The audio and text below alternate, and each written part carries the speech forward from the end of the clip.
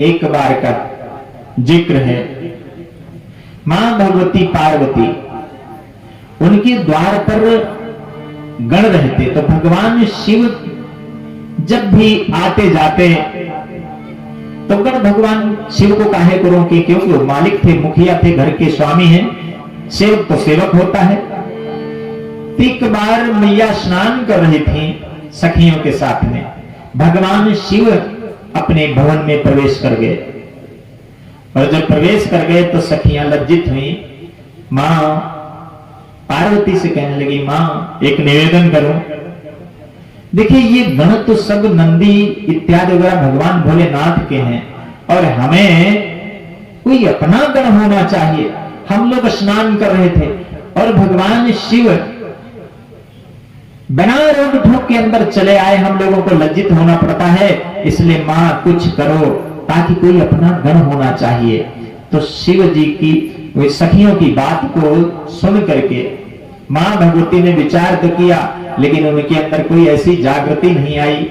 कुछ दिन के बाद में एक दिन सहसा फिर ऐसे ही हुआ, भगवान शिव स्नान का समय था और मां भगवती स्नान कर रही थी और भगवान शिव पहुंच गए। तो पार्वती जी के मन में आया कि सखियां ठीक ही संदेशा कहती थी, इस पे कुछ विचार करना चाहिए। तो पार्वती जी ने, ब्रह्मा जी कहते हैं, पार्वती जी ने जब इस प्रकार से अपनी सखियों की बात को स्मरण किया, उनका विचार आ गया, एक अपना भी गण होना चाहिए।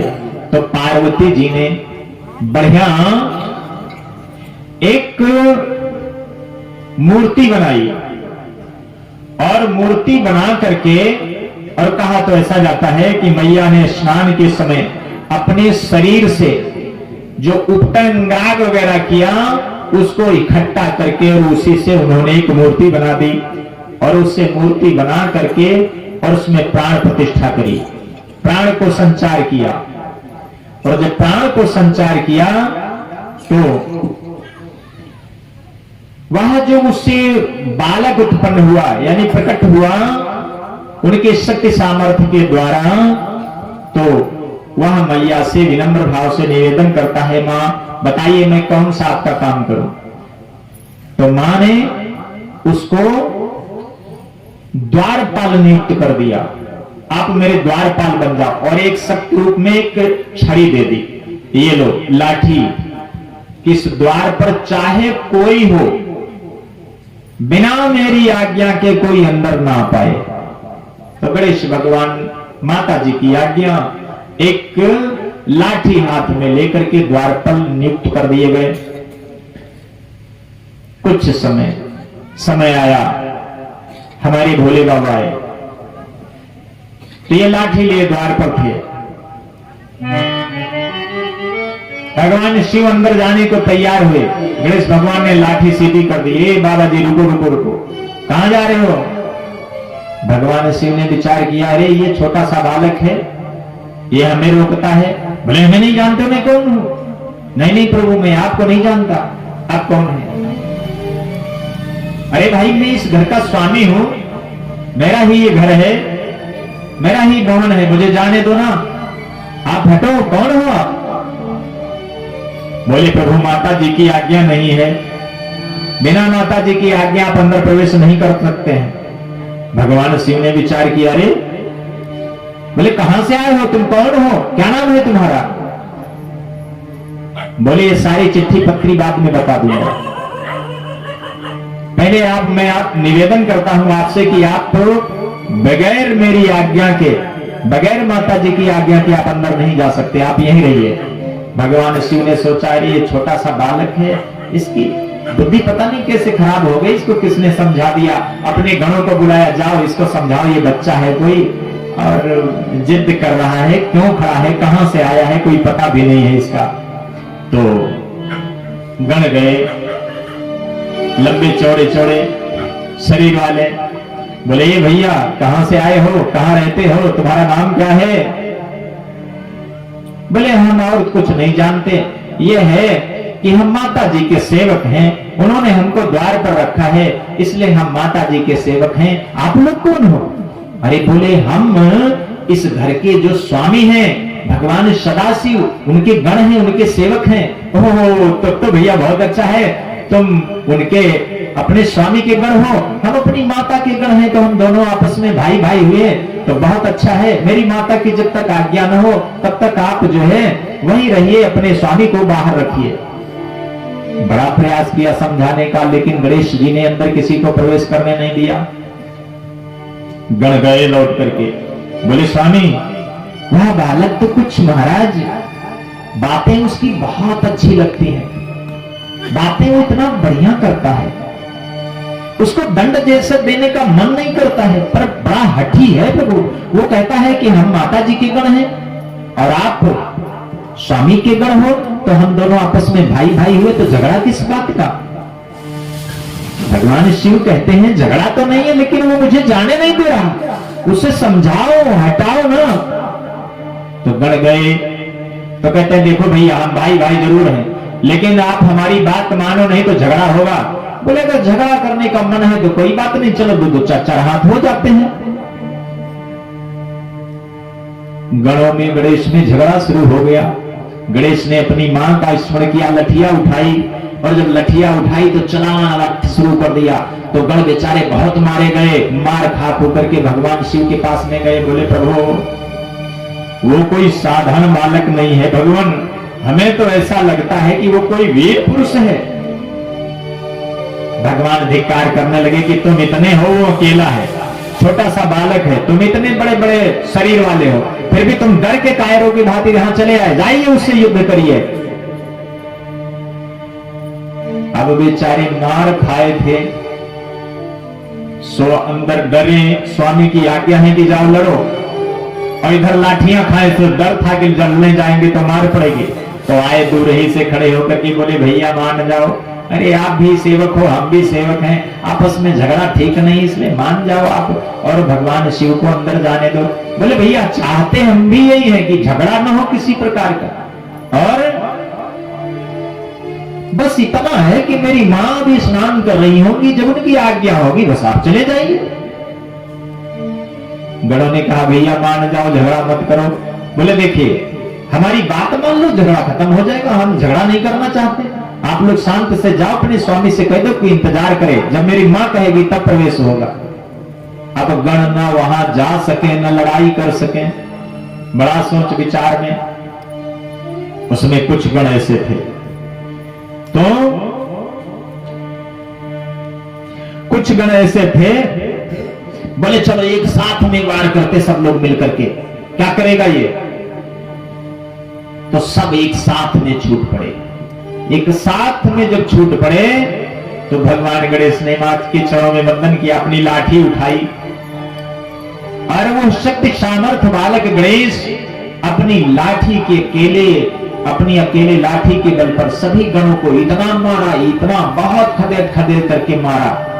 मार खा होकर के जो कुछ बचे थे वो भगवान शिव के पास में गए।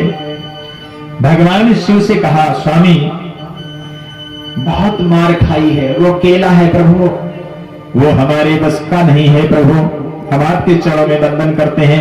भगवान शिव को लगा, भगवान शिव को लगा कि ये सब बड़े डरपोक हैं, तुम डरे हुए हो, चलो मैं चलता हूं। तो भगवान शिव गए स्वयं।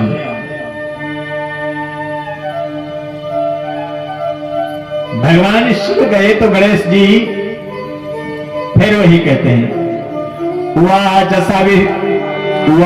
साविवेशम तम विज्ञाय गणाधिपः मातुराज्ञां विना देव गम्यताम न त्वयाधुना।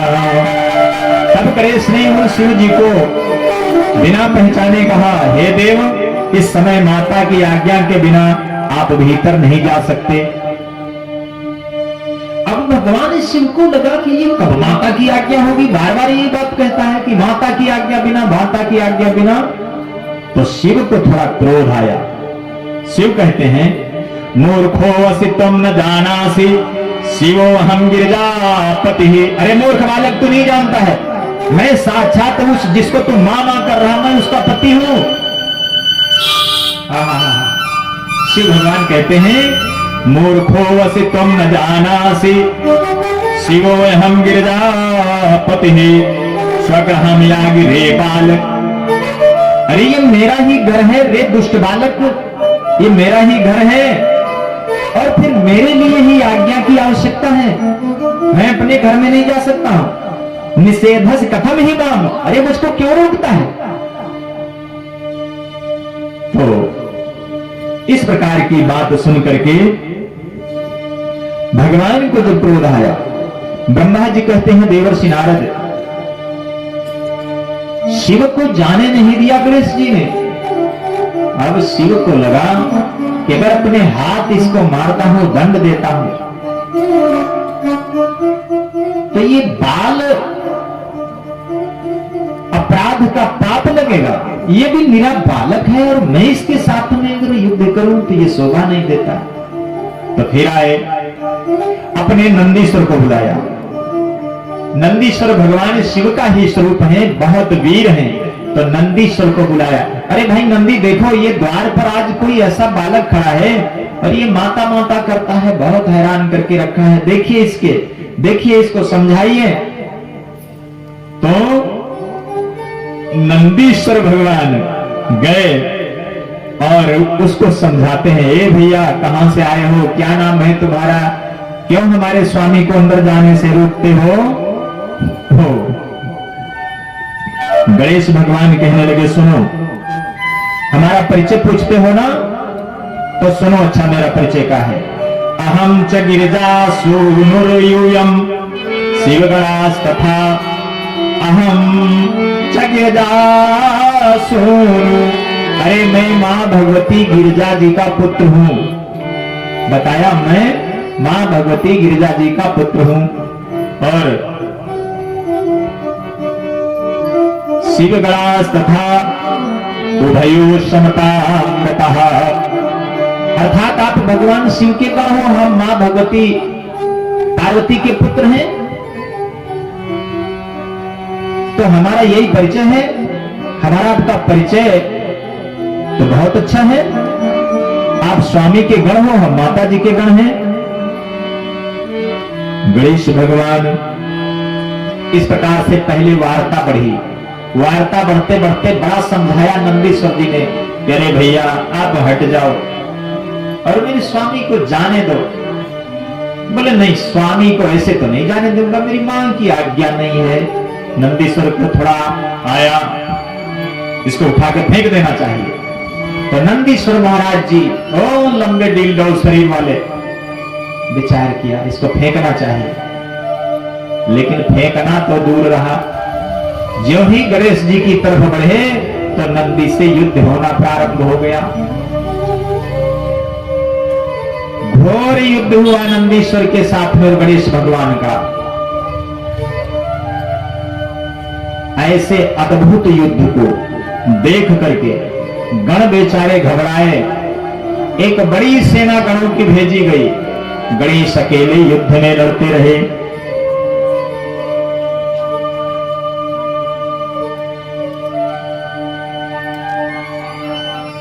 बड़ी अद्भुत कथा।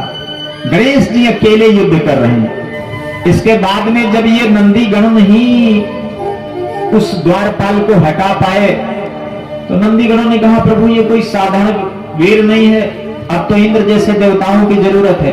तो इंद्र देव जी को बुलाया गया कि भाई इसको हटाओ, देखो दरवाजे पर ये गण लोग भी इसको नहीं समझा पा रहे हैं। तो इंद्र को भी आना पड़ा। इंद्र ने घनघोर बहुत युद्ध किया, लेकिन इंद्र भी परास्त हो गए, हार गए। इंद्र ही नहीं, फिर ब्रह्मा जी को भी, विष्णु को भी आना पड़ा। विष्णु जी के भी साथ में युद्ध हुआ। गणेश जी कहा और फिर भी गणेश जी वहां से हट नहीं पाए। अब भगवान शिव को लगा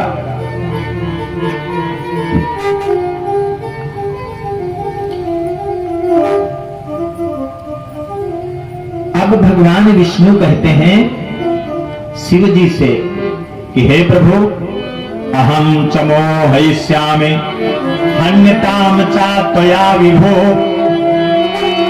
छलं विना नवधोऽयं तामसो अयं दुरासनः।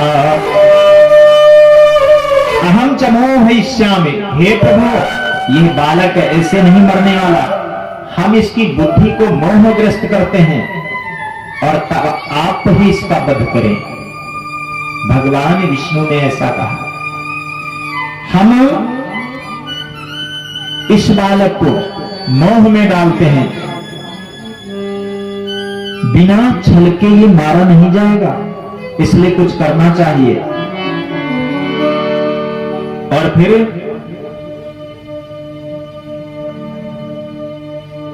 युद्ध करते करते भगवान विष्णु ने उस गणेश बालक को मोहनास्त्र से मोहित किया, और मोहित करने पर जो गणेश के पास में मां भगवती की दी हुई शक्तियां थीं, वो शक्तियां गणेश का साथ छोड़ करके विलीन हो गई। तो गणेश किन कर्तव्य विमूढ़ हो गए, और इसी समय पीछे से उनके पृष्ठभाग से भगवान शिव ने त्रिशूल से गणेश का सर काट दिया। गणेश का सर कट गया, चारों तरफ हाहाकार मच गया। और जब हाहाकार मच गया तो ये शोरगुल, हाहाकार कैसा मचा, चारों तरफ से जय ध्वनि होने लगी। बड़े बड़े देवता युद्ध करने आए थे, हारे, अब जीत हो गई, गणेश मारे गए, इसलिए सब जय ध्वनि भगवान सदाशिव शंकर भोलेनाथ की, भगवान सदाशिव शंकर भोलेनाथ की, भगवान सदाशिव शंकर भोलेनाथ की। मैया के कानों में आवाज पड़ी, इतना जय घोष क्यों हो रहा है। मां निकल करके बाहर आई, देखा तो गणेश का धड़ पड़ा है, गणेश की मृत्यु हो चुकी है। तो मां भगवती ने गणेश अपने पुत्र को मृत अवस्था में देख करके विशाल क्रोध किया, और उसके बाद उन्होंने अपनी शक्ति का स्मरण करके बहुत सी कत्याओं को उत्पन्न किया, इतने कत्याओं को उत्पन्न किया और आदेश दिया कि जाओ देवियों, इस संसार का ही नाश कर डालो, विनाश कर डालो, इन समस्त देवताओं का विनाश कर दो। तो वो बेचारी जो कत्याएं थी मां भगवती की शक्ति के रूप में, तो सभी युद्ध में उतर पड़ी और देवताओं को काटना छाटना शुरू कर दिया। अब तो भीषण युद्ध होता है, भीषण युद्ध होता है।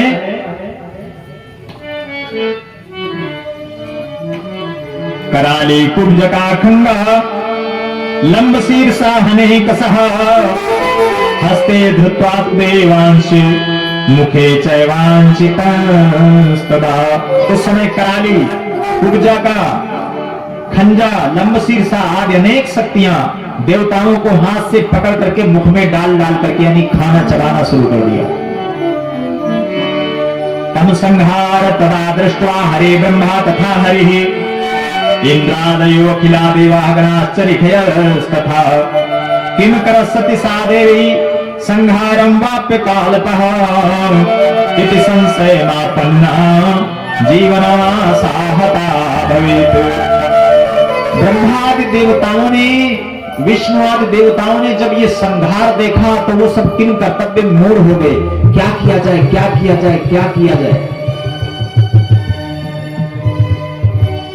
एक दूसरे को ताकते, कोई उपाय नहीं देखता।